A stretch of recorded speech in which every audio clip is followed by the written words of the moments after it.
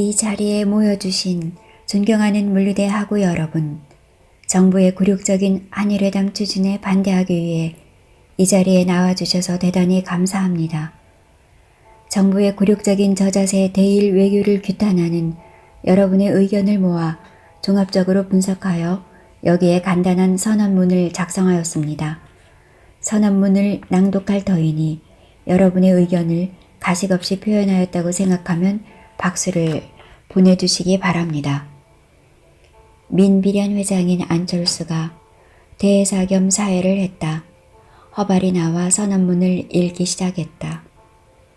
일본 제국주의의 잔혹한 압제하에서 피 어린 항쟁을 통하여 전취한 해방조국의 민족 자주성은 다시금 제국주의적 일본 독점 자본의 도가에 박살되기 한 걸음 전에 있다. 이렇게 시작한 선언문은 끝없이 이어졌다.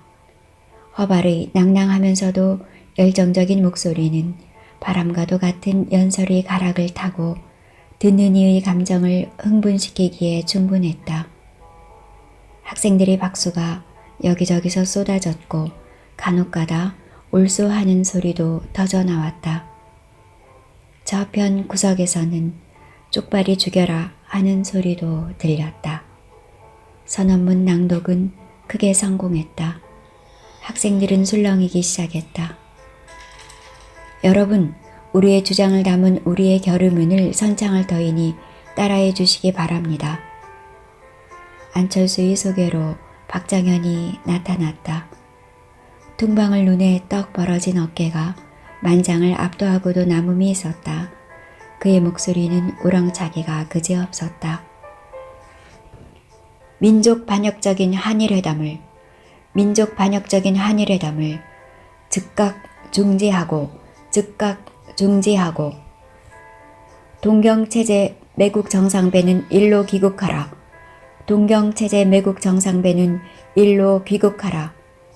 평화선을 침범하는 일본 어선을 해군력을 동원하여 즉각 격침하라.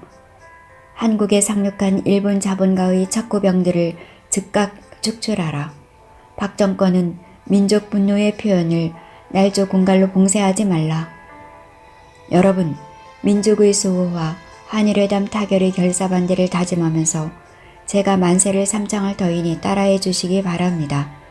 대한민국 만세, 물리대 만세, 굴욕외교 결사반대 만세, 만세, 만세, 만세. 학생들의 열기는 운동장을 뒤덮였다. 어디선가 나가자 하는 고함 소리가 터져나왔다. 와, 와. 학생들은 웅성거렸고 벌써 대열의 앞부분은 교문을 향해 움직이기 시작했다. 처부수자 제국주의, 말살하자 굴욕 외교. 학생들은 구호를 외쳐대기 시작했다. 여러분, 교문을 나서기 전에 먼저 지옥으로 쳐넣어야 할 망령들이 있습니다. 자, 여러분의 손으로 불을 질러주시기 바랍니다. 허발이 학생들의 열정을 그 능란한 언변으로 유도했다. 어느 틈엔가 이완용과 지전수상의 허소아비가 날라졌고 그것들은 벌써 불길에 휩싸이고 있었다.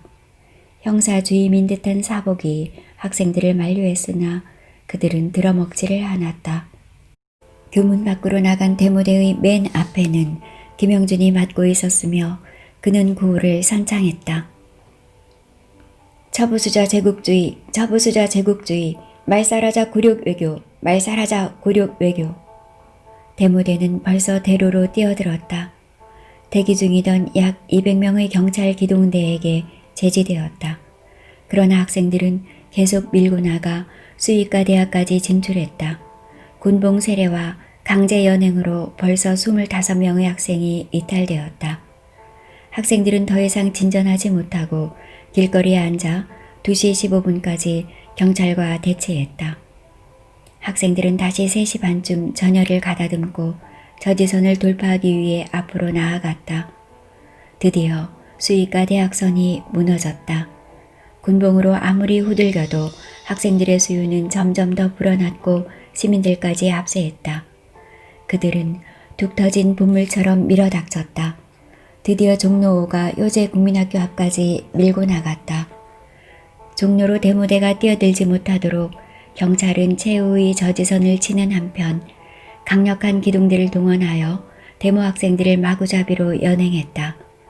연행된 숫자는 150명을 넘어섰다. 날이 어두워지기 시작하자 학생들은 서서히 후퇴하기 시작했다. 한편 고려대 학생들도 교내 배구 코트에 모여 한일 구려외교 성토대회를 연 후 1000명 이상이 스크럼을 짜고 데모에 돌입했다. 다리를 절면서 마산 사투리를 여태껏 사귀지 못한 학생의 강렬한 리더십은 그가 누구인지도 확실히 모른 채 다들 길바닥으로 나서게 했다. 그는 물론 윤필구였다. 연세대학교에서는 마침 이날 오후 2시에 장준하 씨와 함석현 옹의 시국 강연회가 있어서 교내가 술렁거렸다. 강연회가 끝난 후 4시 5분쯤 학생 2300여 명은 강당 앞에 모였다. 그중 누군가가 데모만이 구국이다. 연세인이여 나서자 라고 소리쳤다. 강연에 한껏 고무되었던 학생들은 목청이 터져라 구려외교 반대를 부르짖으며 교문 밖으로 나왔다. 그들도 역시 대기하던 경찰과 대치 상태로 들어갔다. 이런 일에 언제나 별 신명을 내지 못하는 기획은이었으나 오늘만은 옆을 돌아보지도 않고 목이 찢어져라 고호를 외쳐댔다. 3.24의 거사 전날 밤 형란의 아파트를 나온 영주는 신비로운 밤의 장막이 겹겹이 쳐진 거대한 도시 속으로 천천히 걸어들었다. 그는 자신의 주먹이 굳세게 쥐어져 있음을 깨달았다. 자신이 의도적으로 형란을 찾아갔다면 그녀 역시 그녀 나름대로의 의도를 가지고 영준을 맞아준 것이었다. 어둠 속을 걸어드는 영준은 자신의 가슴을 메어오는 캄캄한 절망의 벽을 느꼈다. 형란은 분명히 만만한 아이가 아니었다.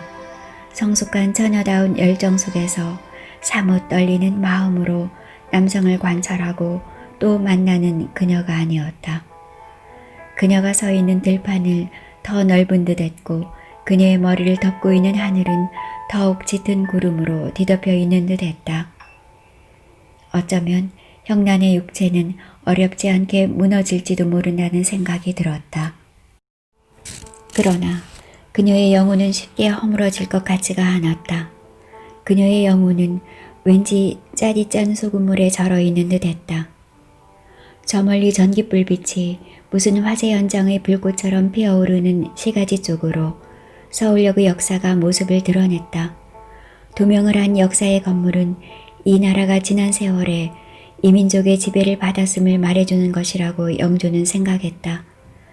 저것을 아까워하지 말고 얼어버려라. 민족은 개인의 존재를 가장 인간답게 만들기도 하지만 그것의 테두리 속에 포함되지 않는 개인의 존재를 가장 비참한 것으로 만들기도 한다.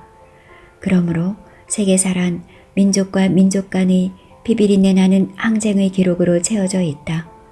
853만 명의 사망자와 약 2천만 명의 부상자를 낸 세계 1차 대전이란 결국 게르만족과 슬라브족의 대결에서 비롯되었고 5,200만 명 이상의 사상자를 낸 세계 2차 대전은 결국 게르만족과 앵글로색슨족, 일본족의 대결이라 할 수 있지 않은가. 민족이란 막문해가로 이 민족을 밀어붙이고 잠식하려 드는 속성을 가지고 있다. 이런 속성에는 도무지 억제라든가 양식 같은 것은 없는 듯하다. 인류가 반만 년 이상 끌어온 인간사 속에서 얼마나 많은 약소민족이 좌치도 없이 사라져 갔던가. 일제가 36년간 한반도에서 행한 것 치고 민족 말삭 정책과 연결되어 있지 않은 것이란 하나도 없다. 수많은 인명을 가장 잔인하고 가장 무참하게 앗아간 것은 고사하고 민족의 혼을 뿌리째 뽑아버리기 위해 그들은 무슨 짓을 했던가. 저기 저 서울 역사와 중앙청 건물을 불살라야 한다. 그런 생각을 해서일까 역사 건물은 어둠의 장막 아래 한결 으스스하게 그 모습을 드러내고 있었다. 자고 가세요. 계집들이 몸뚱이를 팔고 있었다. 영준은 그제야 형란과 서울 역사 건물의 영상에서 깨어났다. 그것들은 이 거대한 도시를 덮고 있는 밤의 장막처럼 자신의 내면 세계를 뒤덮고 있었다. 그제야 계집을 짓 이기고 싶은 욕정이 전신에 피어올라왔다. 자신은 언제부터인가 오해수 여인의 육체에 길들여져 있었고 어쩌면 그것의 관성을 끊지 못해 고뇌하고 있는지도 모른다는 생각이 들었다. 살고기 파는 계집이 졸려 죽겠다는 신용을 하면서 재촉을 했으나 영조는 결국 사내 구실을 하지 못하고 내려오고 말았다. 이마에 비오듯이 땀이 흘렀다. 야, 걷어치워. 꿀에. 계집은 별놈을 다 봤다는 신용을 지으면서 악재 풍기는 고깃덩이를 거두었다. 영조는 천천히 태평로 쪽으로 걸어들었다. 지금 이 순간 자신을 향해 달려들고 있는 시간의 의미를 깊이 곱씹어보고 싶었다.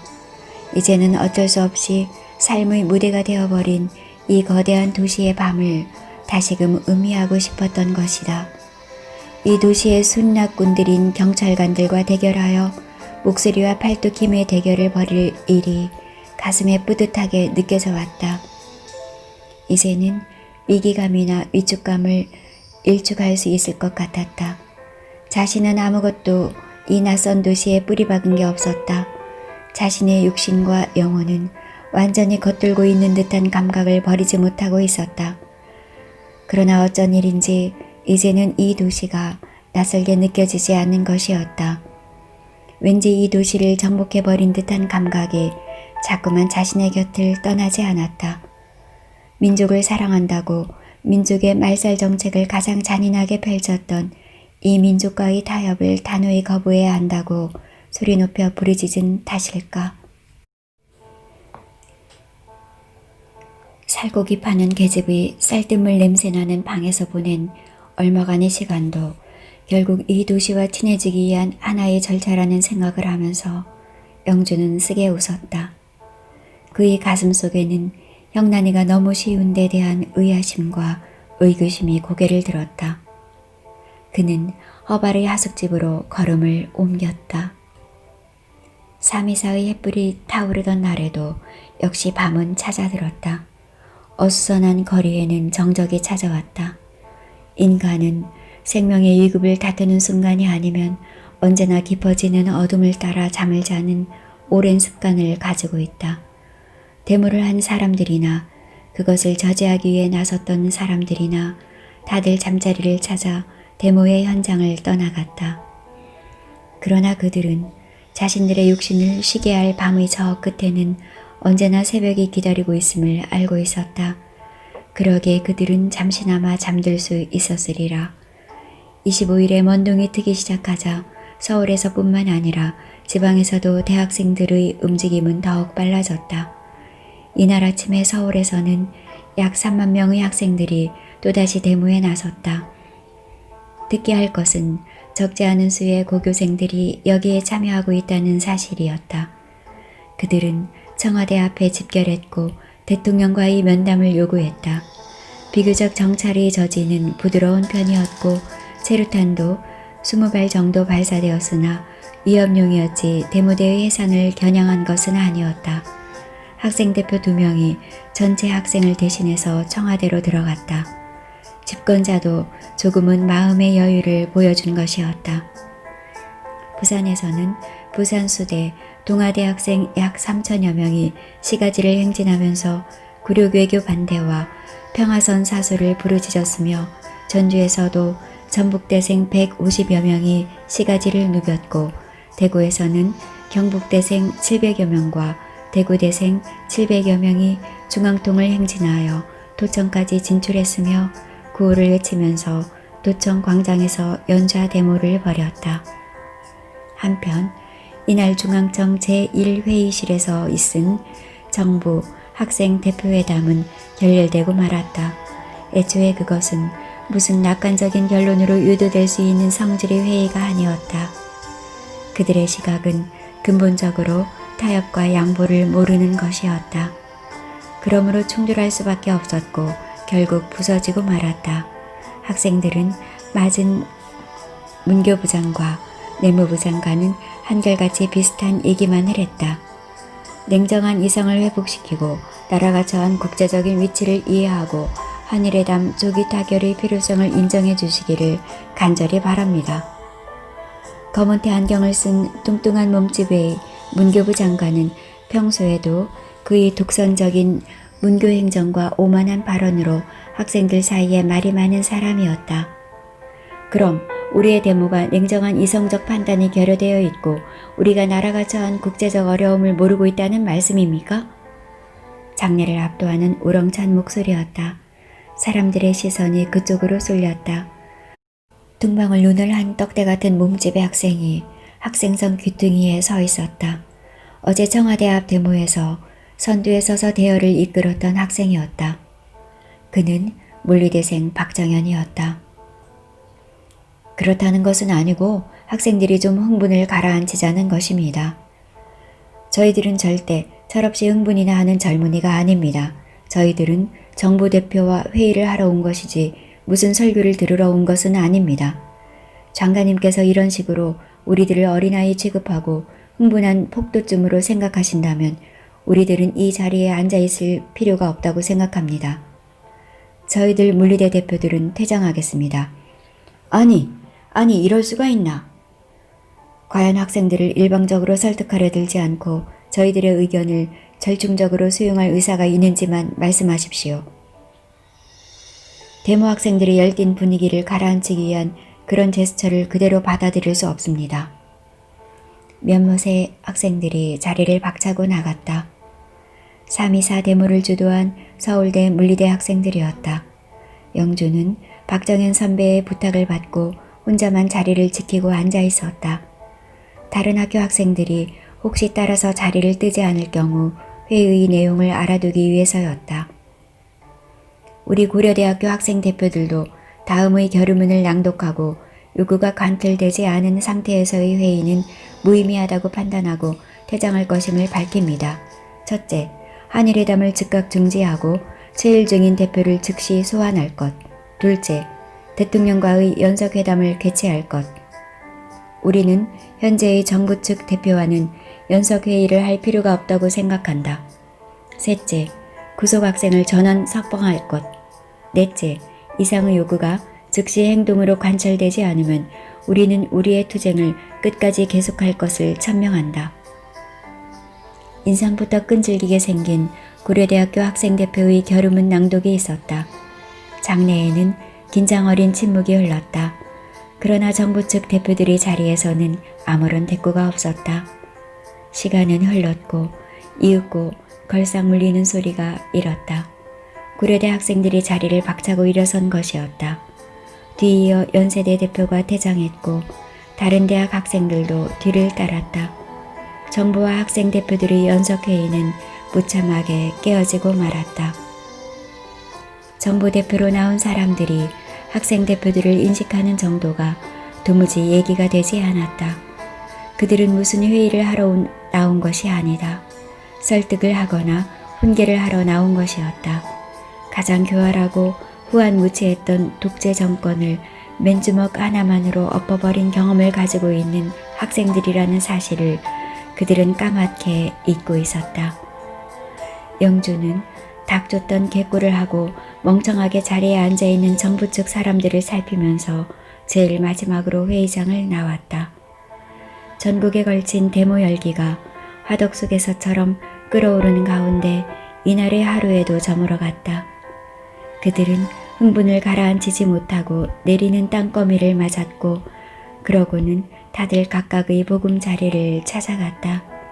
그들은 이것이 전쟁이 아님을 알고 있었으며 그러기에 당장 자신의 생명이 위협받고 있지 않다는 사실도 알고 있었다. 데모 사흘째 이날은 밝아왔다. 이날에는 뜻하지 않게 고등학생들이 부지기수로 거리로 쏟아져 나왔다. 서울과 지방은 이제 걷잡을 수 없이 달아오르고 있었다. 이날 굴욕 외교 반대를 외치며 데모에 참여한 고등학교는 대략 다음과 같다.